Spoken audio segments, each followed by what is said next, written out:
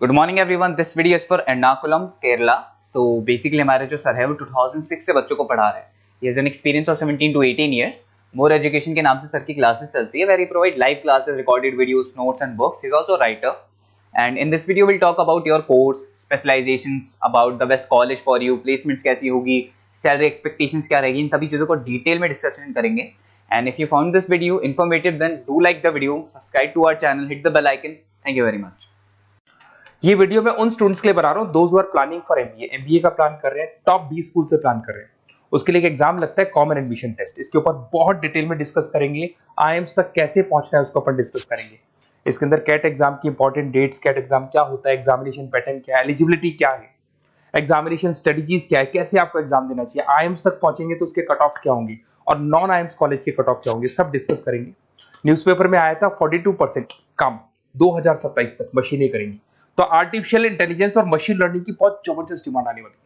तो आप लोग एमबीए में जो स्पेशलाइजेशन चूज करेंगे, वर्ल्ड इकोनॉमिक फोरम भी ये बात बोल रहा है कि इसमें फास्टेस्ट ग्रोइंग जॉब, जिसमें आपको big data specialist, fintech engineer, AIML, software developer 2025 से लेकर 30 के बीच में इनकी डिमांड आएगी। तो आप एमबीए में जो स्पेशलाइजेशन चूज करें उसमें ये वाले स्पेशलाइजेशन रखना, फिनटेक वाला, बिग डेटा वाला, इसकी जबरदस्त डिमांड आने वाली है। बहुत सारी जॉब्स है जो जाने वाली है, जैसे 2025 से 30 के बीच में आपका पोस्ट ऑफिस क्लर्क है, बैंक टेलर है, data entry, cashier, ticket checker. अगर आप कैशियर की बात करें, जरूरत ही नहीं है बैंक में, आप विड्रॉल भी मशीन से कर रहे हो, डिपॉजिट भी मशीन में करवा रहे हो, पासबुक अपडेट मशीन से हो रही है, तो यहाँ पे मशीनें काम कर रही है। तो बहुत सारी जॉब्स आने वाली और जाने वाली है। तो आप स्पेशलाइजेशन वो चूज करना जिसकी मार्केट में जबरदस्त डिमांड है। बेसिकली मेरा क्लासेस चलता है, मैं एमबीए को पढ़ा रहा हूँ 2006 से। 17-18 साल का एक्सपीरियंस है, बहुत सारे बच्चे निकाल चुका हूँ मेरे पास। अब देखो आपको क्लासेस दिखाई दे रही होंगी। उसके अलावा सबसे इंपॉर्टेंट चीज IIM अहमदाबाद। मैं हर साल बच्चों को IIM अहमदाबाद लेके जाता हूँ। 50-60 स्टूडेंट्स जाते हैं, साथ में मेरे लेक्चर्स भी होते हैं वहाँ पे। तो आप लोग IIM Ahmedabad is a dream college of MBA. अगर मैं एमबीए की बात करूँ तो एमबीए का जो ड्रीम कॉलेज है वो IIM अहमदाबाद है। तो आप ये मान के चलो, इस कॉलेज के लिए बच्चा पढ़ता है और कैट का एग्जाम देता है। अगर यहाँ से बच्चा निकलता है तो बहुत बड़ा पैकेज लेके निकलेगा। देखो हर साल मैं बच्चों को लेके जाता हूँ, दिख रहा होगा आपको। उसके अलावा मैं मुंबई में पढ़ा रहा हूँ, जयपुर में मैं पढ़ा रहा हूँ। अच्छा, अलग अलग कॉलेजेस में एज अ गेस्ट में वर्क कर रहा हूँ। अच्छा, 2008 से मैं बुक्स भी लिख रहा हूँ। तो 2006 में पढ़ाना शुरू किया था, 18 साल हो गए, और 16 साल से मैं बुक लिख रहा हूँ। 2008-10 में बहुत सारी बुक्स लिखी है। मेरे वीडियोस भी हैं, आपको यूट्यूब पे वीडियोस मिल जाएंगे। मैं सैंपल्स आपको शेयर करूंगा जो जिसका रिक्वायरमेंट होगा। अगर आपको बेस्ट कॉलेज का रिक्वायरमेंट हो, या फिर कैट के लिए कैसे स्टडीज करनी है उसका रिक्वायरमेंट है, कि कौन कौन से कोर्सेज हैं कैट में, कहाँ पे आपको एडमिशन लेना चाहिए और किस तरीके से स्टडीज करनी है, कट ऑफ क्या जाएगा, तो उसके ऊपर आप डिस्कस कर सकते हो। मेरा नंबर है, इस पे कॉल कर सकते हो। बाकी मैं अगर क्लास में रहता हूँ तो आप मेरे को व्हाट्सअप कर सकते हो, अपना name, number, city, state, course और कहाँ से आपको अपना एमबीए करना है और किस तरीके से कैट का प्रिपरेशन करना है। अब अपन आते हैं एक एक करके कैट के स्पेशलाइजेशन पे। What about CAT? देखो, कैट का जो एग्जाम है वो आईएम्स लेता है, इंडियन इंस्टीट्यूट ऑफ मैनेजमेंट। इसमें एमबीए पीजीडीएम करवाता है। मोड आपका जो है ऑनलाइन बेस होता है, कंप्यूटर बेस्ड मोड होगा आपका। ड्यूरेशन 2 घंटे का आपका पेपर होगा।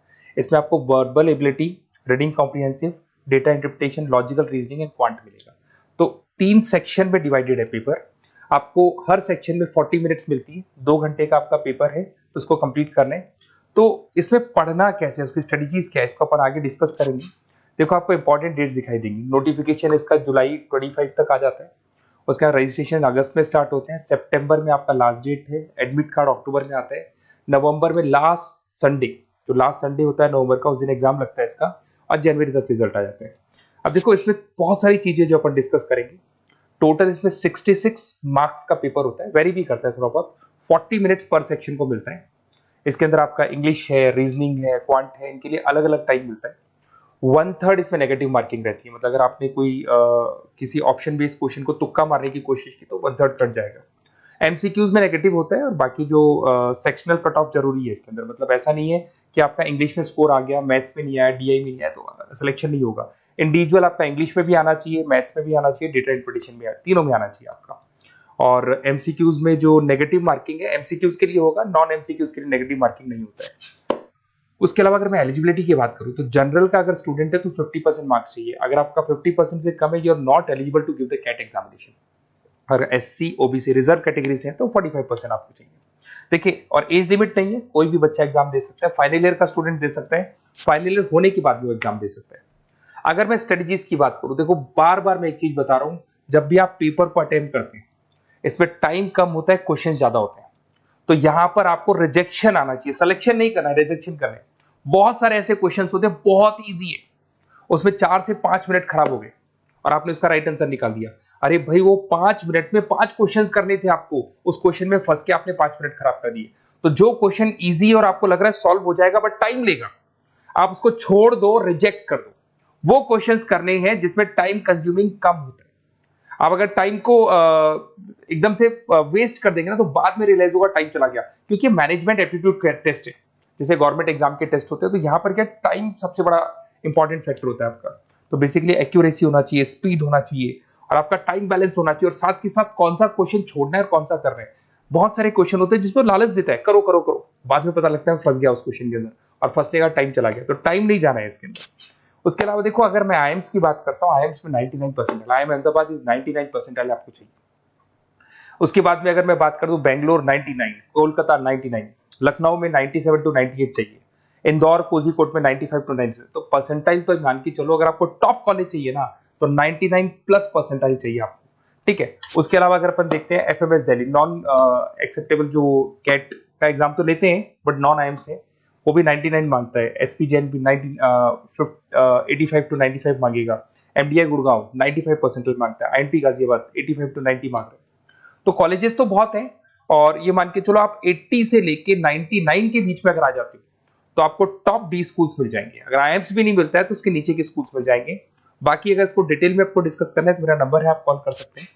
अच्छा, उसके अलावा मेरा नंबर आपको दे दिया मैंने, अगर मैं कल क्लास में हूं या कॉलेज में और फोन नहीं उठाता तो व्हाट्सएप कर देना, अपन डिटेल में डिस्कस करेंगे सारी चीजें, और कहां से आपको कैट करना चाहिए, कौन सा इंस्टीट्यूट बेस्ट रहेगा वो भी मैं आपसे डिस्कस करूंगा, कौन से कॉलेज में आपका एडमिशन लेना चाहिए वो भी डिस्कस करेंगे, किस तरीके से आपको पढ़ाई करनी है, नोट्स कैसे मिलेंगे, वीडियोस कैसे मिलेंगे, सब डिस्कस करेंगे।